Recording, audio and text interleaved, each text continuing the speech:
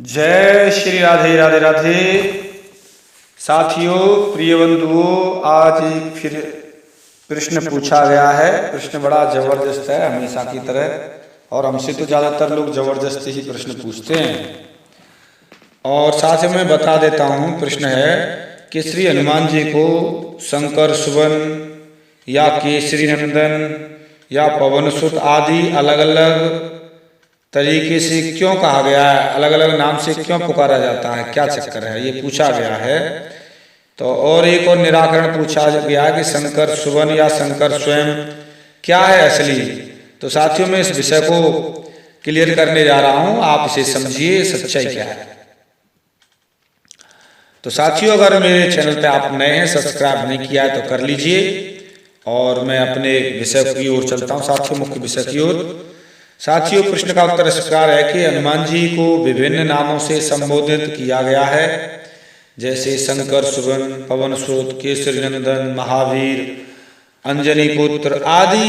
उक्त संबोधनों में प्रत्येक का अलग अलग कारण है। हम क्रमशः प्रत्येक नाम का सकारण उत्तर प्रस्तुत करने का प्रयास करेंगे। सर्वप्रथम हम शंकर सुवन शब्द पर अपने विचार व्यक्त करते हैं। इस नाम में हनुमान जी को शंकर का पुत्र बताया गया है। साथियों, हनुमान जी को यहाँ पर क्योंकि शंकर जी के पुत्र हैं, क्योंकि पुत्र हैं कि तेज हैं, इसीलिए पुत्र माने गए। जिसके संबंध में ऐसी कथा प्राप्त होती है कि भगवान शंकर जी के स्खलित वीर्य को ऋषि देवताओं ने नदी में एक पत्ते से निर्मित दोने में रखकर बहा दिया, जिसे जल पीने हेतु वहां पर अंजनी ने अनजान में चुल्लू से जल पीते समय उसको पी गई, और उसी वीर्यांश से हनुमान जी का जन्म हुआ। इसलिए इन्हें शंकर सुवन कहा गया है।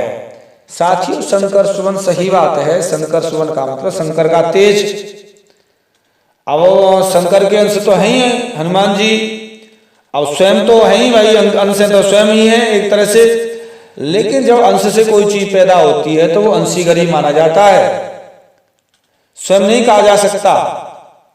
यद्यपि उसी रूप में आते हैं, लेकिन अंश रूप में आते हैं। तो यहां पर ये हनुमान जी का जो तेज था, उस तरीके से शंकर सुवन और शंकर स्वयं भी कहा जाता है और शंकर सुवन भी कहा जाता है। इसमें बात एक ही है, लेकिन शंकर सुवन इसलिए कहा जाता है कि उनके तेज से उत्पन्न हुए हैं श्री हनुमान जी। कुछ मत में शिव जी का वीर अंजनी के कान में रखा, जिससे हनुमान जी का जन्म हुआ। विद्वानों को कई कई ऐसे रहते हैं और कई तरीके से बताया गया है। यहाँ पर इस प्रकार भी कहा गया है कि तुलसीदास जी द्वारा रचित दोहावली के अनुसार और भगवान शंकर स्वयं ही अंजनी के गर्भ से हनुमान जी के रूप में प्रकट हुए हैं। वास्तव में सही बात है, लेकिन रूप में प्रकट हुए हैं। लेकिन एक कथाओं के अनुसार ये तेज भी हैं, इसलिए शंकर सुवन पहले नंबर पे आएगा।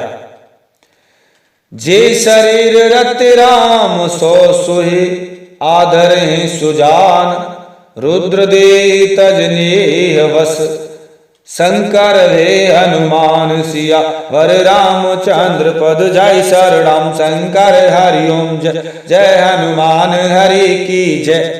मंगल भवन अमंगल हारी, द्रवोस दशरथ अजर बिहारी। सिया राम हरि जान राम सेवा सरस समुझ करब अनुमान।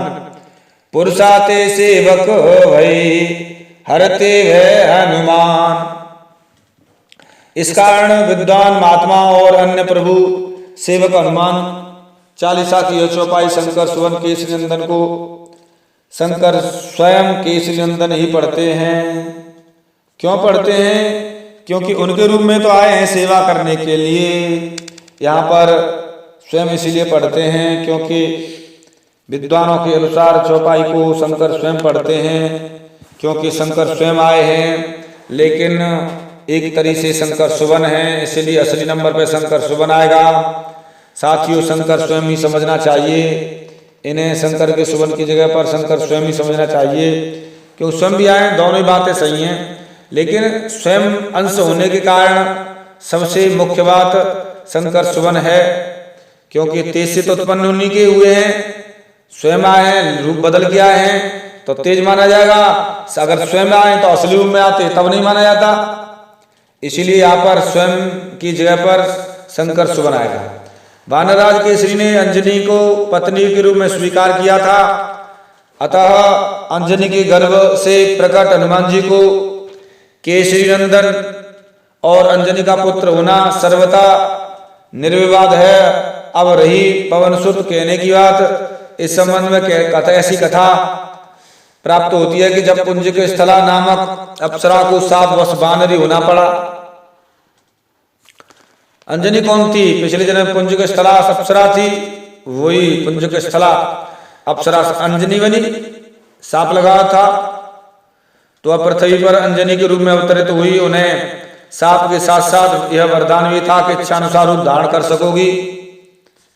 तो एक दिन वानराज केसरी और अंजनी जब मनुज रूप धारण करके पर्वत पर विचर रहे थे तो पवन के वेग से अंजनी की साड़ी का पल्ला आंचल उड़ गया।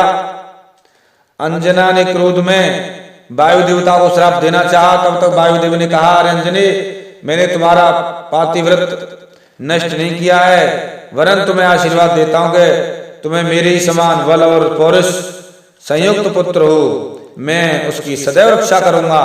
वायु के आशीर्वाद के फलस्वरूप श्री हनुमान जी अंजना के गर्भ से, अंजनी जी के गर्भ से उत्पन्न हुए, पवन के समान शक्तिशाली प्रकट हुए और उनका नाम लोगों ने पवन पुत्र रखा, क्योंकि पवन के भी एक तरह से अंश हैं, दोनों मिश्रित अंश हैं, शिव जी की और पवन की।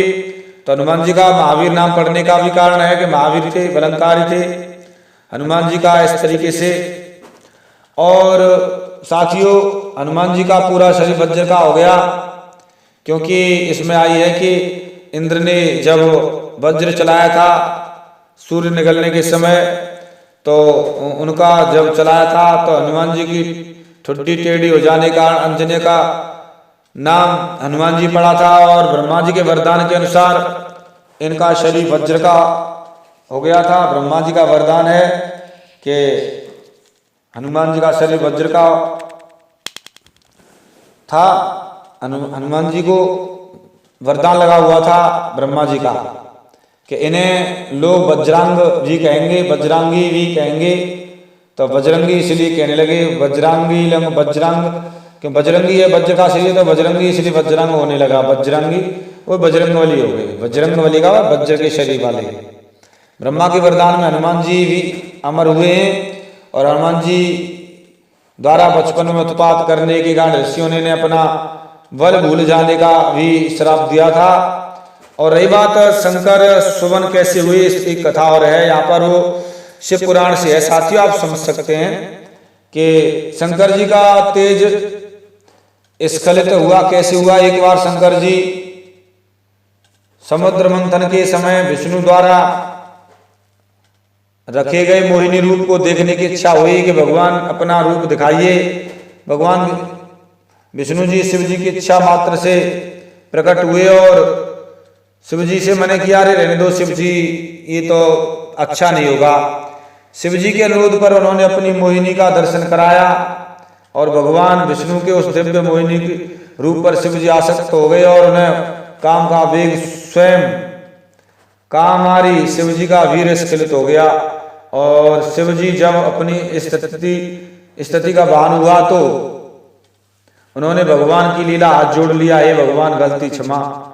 विष्णु जी अंतर ध्यान हो गए, परंतु शिव जी का वीर व्यर्थ कैसे हुआ था।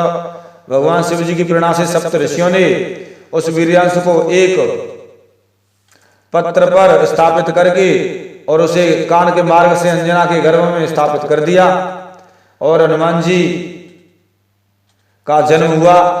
तो ये बात साथियों सही बात है, सप्त ऋषियों के कारण हनुमान जी का इस तरीके से जन्म हुआ।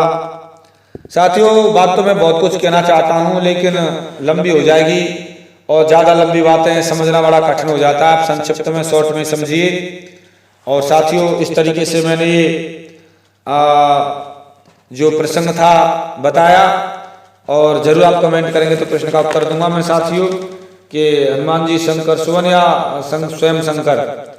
तो साथियों मिलता हूँ किसी एक विशेष गहरे रहस्य के साथ में।